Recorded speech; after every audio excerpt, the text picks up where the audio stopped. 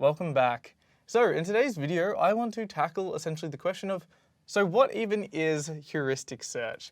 I think this is a term and a topic that you might have been exposed to or might have heard through your Masters of AI subjects, but it's oftentimes a little indeterminate. Like, okay, so what actually is heuristic search itself? I understand this idea, there's this idea of search. I kind of maybe understand the idea of the A-star algorithm, or at least know of its existence and its importance, but where is this coming from? Why is the area of study even called heuristic search? And what does this mean? Well, essentially heuristic search is just going to be the idea that in our search algorithms we've seen, right? We're looking for a path from some start to some target T. This is where we're trying to go.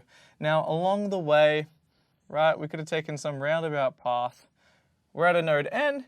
We're trying to evaluate its essentially strength, like how promising the direction is compared to some other N prime, right? Another version of the path that we might be exploring. Well, this is essentially, right, at some point, no matter how you reach this node, we have the cost so far, G of N, okay? Cost so far. Well, the whole idea here is that there is a second concept we can abuse to inform us about the world, because if I dropped you as a human being into a maze and you see the flag of the goal, okay? You see the flag, right? You know you're not going to search in all directions equally, right? Based on just the cost so far. You're not going to be doing this radial search outwards. You are, of course, going to focus your attentions towards the target, yeah? So this is where we have the idea of a heuristic, okay? So this is heuristic, we're going to call it H of N.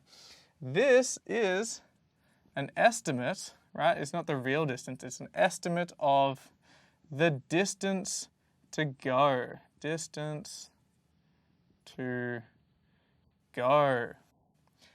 This is the important aspect of this. The entire field of heuristic search is built upon the idea that we can inform our algorithms about not only how far we've come, but through crafting these human-crafted heuristics, versions where we're solving simplified versions of the problems, or we make these assumptions so that we can get an estimate. There's lots of really fun and exciting ways to do this. And if we have time, we can do some really computationally expensive but powerful and even perfect distance heuristics. Well, essentially all of this is helping us to search. We will have extremely efficient search algorithms through the idea of leveraging the power of heuristics, leveraging essentially informed algorithms, algorithms that know problem-specific knowledge. In this problem, I'm going from this start to this target. I might know things about the map, about the topologies, about where the obstacles are. Well, I'm going to abuse that information, exploit that information to improve the algorithms that we develop. So this all leads us from things like the A-star algorithm to state-of-the-art search, search in the area that builds upon it and often applies or transforms these models to tackle problems that aren't as basic, right? So maybe there's dynamic obstacles, maybe there's multiple agents, maybe there's moving targets, maybe it's a lifelong problem. So there's a million things and variables that kind of introduce into these from the real world into these problems and means we have to tackle them in different ways. This is what is going to be the area of heuristic search, okay? So I wanted to clarify that. Please join me. I think from here on out, it only gets more interesting, more fascinating.